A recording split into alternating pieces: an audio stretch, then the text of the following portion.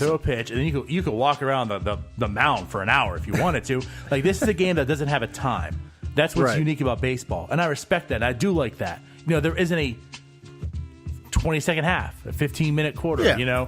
There's no time involved, but I feel that can hurt the game a bit because there's no time that people can take forever. You can go out the batter's box for an hour if you want. You can get off the mound and just walk around and talk to everyone if you want. So the fact that you have to kind of keep going is good for the game, I feel. And it's not like it's absurd amount of time, and it's not that it's too quick that you're going to start injuring pitchers, I feel.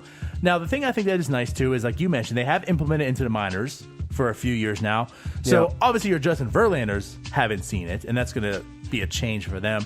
But I do feel these guys that are coming up, like they have seen this. They've performed with this.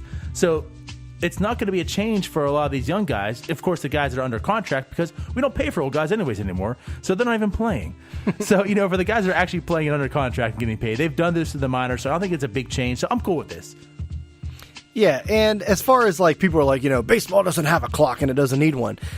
Just because you put a pitch clock in doesn't necessarily say like the game's going to end at this time. Like you could just keep hitting. Like you still have to got to get 3 outs. Like teams, innings could go on for an hour and a half if teams keep hitting and scoring runs and put up a crooked number in an inning. So like that part of the game still stays in. Like you still got to get the 3 outs. You can't just like run the clock out. For like, sure. You know what I mean? Like in football. So I think that aspect will still always be there. But yeah, you don't need no 50 seconds in between pitches. Let's go. So them advertisers need their commercials to come on the screen. Let's go. Yeah, well, that's what they should be doing in the downtime. Throw an ad up on the side, so we don't have to take so many dang commercials. Yeah, another topic, another day. All right, right. Next right. rule. Next, I don't know. Do you have them up? Where do you want to go next? Nice. What you're talking about, I guess I kind of do. So, mound visits. There's another one, mound visits. They're going to be limited to 6 per team. And then they'll go down 4, I think it is, in like a few years after. That's for as far as the catcher and the pitching coach? Mound visits. Yes. Yeah, because when you do a pitching change, like the manager, like that, obviously you can do. Yeah, non-pitching change, mound visit. There you go. Yes. Yeah, I'm fine with it. I mean. I'm cool with that one too. Yeah. I mean, it's like, do we need that many? No. Yeah. Let's go to the one very obvious one, the 3 batter minimum for a pitcher to face. Hate it. Yeah, I don't see how this. So how's this? I'd have to see more about how it's going to work because I don't. In my head, a pitcher must face a minimum of 3 batters. That's all you need to know it's dumb. But what happens if it's the 2 outs in the 7th inning? You bring a pitcher in, he gets the out. What he's got to? You got to keep him in for the 8th inning. So the strategy is you can't put that guy in. You roll out with the other pitcher. So getting back to what if we're in the NL and the pitcher's still batting? His spot in the lineup's coming up, so you got to bat him? You can't even pinch hit for him now? Is that what's going on? You're going to have to. He's got to face a minimum of 3 batters. So, yeah, I don't like it. There you go. Here's my thing. Actually, my brother's actually wanted to text me this when we were talking about it. I didn't even think about this, but think about this. You're up by 3 runs, say, right? Yeah. Nah, maybe not 3, maybe 5. You're up 5 runs.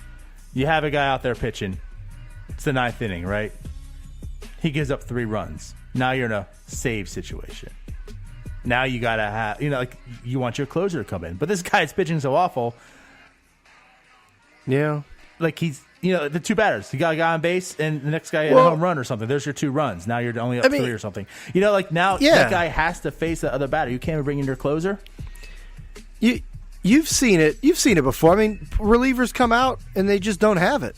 Right. And they walk the first 6 pitches are balls, and it's like, whoa, we need him out of there. Right. So the thing about that too. Sorry, but I was gonna say the thing about that too, though. This rule, it can't really even be enforced. Think about it, Ryan. If you give up those 2 runs and I want you out of there, well, I'm sorry. Your arm looks a little bit injured, doesn't it? Yeah. Oh, he was fatigued. We have an injury timeout. Dead arm. Because he's injured, we're going to take him out. You know what I mean? Like, right. It's going to be walked all over. Teams are just going to just going to abuse that and use any excuse to get him out of there. And then what are you going to do? You're going to have to go in there and find out the guy's lying or not lying and make him do some. Oh, you know what? I feel good. To see if he's injured. I know it's the next day. I feel good. How do you prove that? Right. You can't. So I just don't find a way that you can truly enforce this, because you can definitely get around that with a faked injury. Right. It's dumb. I don't like it. It would be one thing maybe if they said you have to face 3 batters unless the pitcher ends that inning, because then that would make more sense to me. So like if you bring somebody in, he gets the 1 or 2 outs, finishes that inning, then if you can pinch hit for him or whatever, or bring a new pitcher in the next inning. But how about another thing, DiNardo? What if you bring in a reliever? He gets the last out of the 7th, and then your team bats for like an hour in the 8th inning. Now that guy's got to come back in with a cold arm. Yeah. Like, it just that's a good point too. I don't see how this could be. You better get back into the yeah, like just the whole logistics of the whole thing. I just don't understand how it would work, and I just don't. Like you said, teams would be taking advantage of it and just saying, he had a dead arm, he'll be back tomorrow. So yeah, I just it's going to get abused, and teams are going to find ways around it. So don't even do it. Right. Next. How about there you go. Oh, go ahead.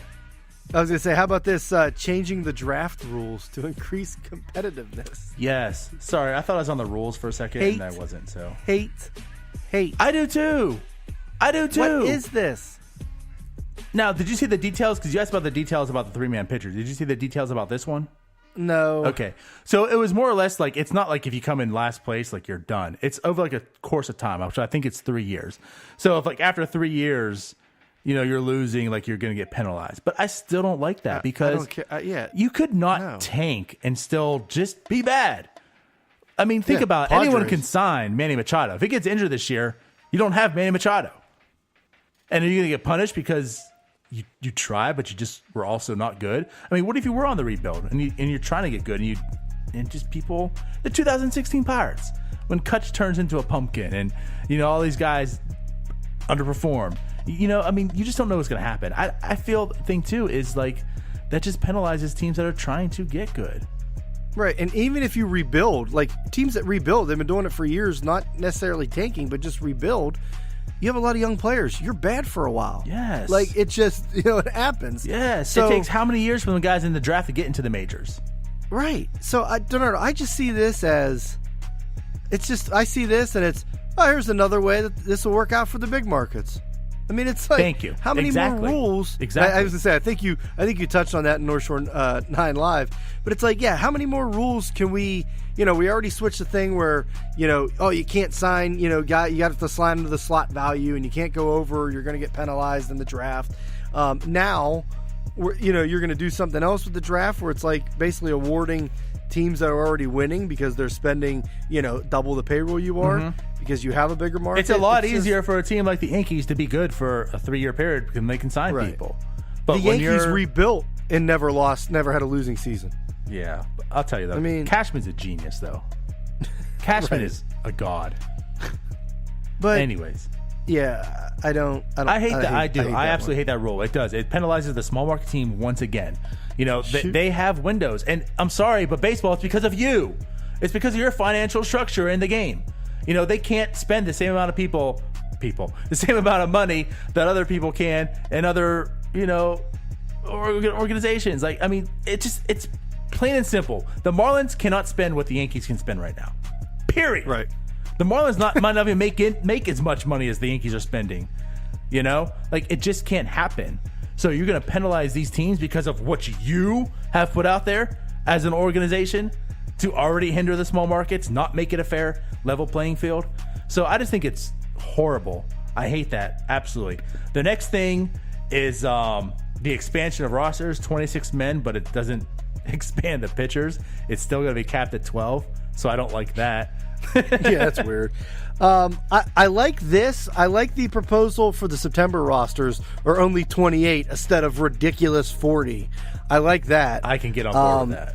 I would just say just make September the same, considering those are important games, but whatever.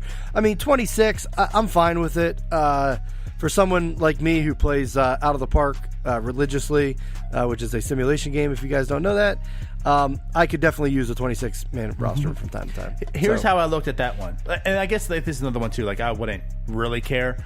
But it opens up another job for another person, right? Like, there's 30 more jobs available in baseball. So I guess I don't hate it. It's just the fact that it's capped on pitchers. Like, of course it is. Just make it 26. Like, do what you want. It's your team. Right. The next one is lowering the mound. Ugh, that's a big change. I don't think I was gonna say, I feel like out of any of these that could be like a drastic, obviously, difference. Right. I mean, that's it. So I mean, Didn't if you they want to lower move it it back too? Yeah, I've heard moving it back, but I've read a couple articles where like moving it back they seem would be better than lowering it. I mean, you could lower the mound and then every game looks like you're in Coors, like pre-humidor Coors. You know what I mean? So it's like that's a drastic change that you might have to the next year. Oh, we're going to raise it back up. So yeah, I don't like that. Single trade deadline before the All-Star break. So you had me at single trade deadline. You lost me at before the All-Star break. Like what? Like why are we moving it up? Like wouldn't you want it further back where you kind of know more of where I feel like you get less trades when everybody's bunched up and you don't know who's going for it and who isn't. Like everybody's kind of in it. Like, i.e. the Pirates the past, last year, we didn't know what the heck they were doing because they were winning, they were around 500 in that time. So I figure the further you go, then you kind of find out who's really in the picture and who isn't. I think you'd get more trading that way. Let me ask something. What is it about the trade deadline that turns people off to not watch baseball? Since these rules basically are designed to help people be more interested in baseball. What is it about the trade deadline that people are disinterested in baseball for? Is there any? No, I think having a single trade deadline it's that one day that you have it where it's everybody's looking for that. Oh, it's a trade deadline. What's my team going to do? But what? At the same sense, I just feel like Wagner DeCutch has made a good point about this. He said it numerous times. He said it on our show too, that with his second wild card, there's so many teams that feel like they can make the playoffs now. They're in it. Like they're in it. So if you put it so early into the season, if they're 10 games out, they just like, well, screw this end of the year. But come August, something happens, and now they're 5 games out. We can still make this. I just feel like it's good for the game to have what they have. I think, like you say, like later is better than earlier. Like, why have it before the deadline? Yeah, why have it before the deadline, before the All-Star break? That's dumb to me. That's it. Yeah. This is it. Now you got to roll out the whole second half of your season just like you have. I don't understand why that's like the proposals are like, because that seems like 2 different proposals to me. Like, okay, we're going to do one trade deadline, which they should. The waiver trade line is stupid. It's definitely different from any other sport, but right. So you have that, just do one, but like why move it up? Like you'll have more separation of the teams and the standings and everything as you get later. And I'm not saying, I don't know, maybe you even back it up into mid-August, but I wouldn't make it earlier. Like I just like I don't know. Like, earlier is not good. Could you imagine like your fantasy football team like league and just like, hey, week 6 we're having a trade deadline. Like what? Like no, like yes, Ryan. Well, let's present this to Major League Baseball, because if this was fantasy football, listen, that's what guys, we're bringing it back to. Come baby. on, if this was fantasy football, we would hate this. In what sport, whether it's fantasy football or any sport, would you want an early trade deadline? Yeah, no, I'm with you. If it was like mid to like late-ish August, I think that would be best. Yeah, and if it's or even July 31st, that's fine. But like you said, the wild cards kind of has changed it a little bit. Yeah. But I wouldn't go before the All-Star break. All right, last thing. Let's wrap this up. DH, both leagues. Yay or nay? Nay. Wrong. I'm lying. You're absolutely correct. I was going to say, I'm like, you're not for that. I don't see what the issue is. I'm not saying, I'm not a hashtag ban the DH guy. Why can't we just have both? I like the AL having it. I Where's like that the NL at? not having it. Why not both? Why not both? So, they talk about the strategy. There is strategy. There isn't strategy. Whatever. I like it, and I get it now. Interleague plays all year round, which is stupid in itself, but whatever. I like it the fact that when you go to the World Series or you have interleague play, depending on who the home park is, it's an advantage for one team, and it's a disadvantage for the other team. That's what home field advantage should be. So when you have teams like the Red Sox, years ago, or David Ortiz, we have to, we have no DH tonight.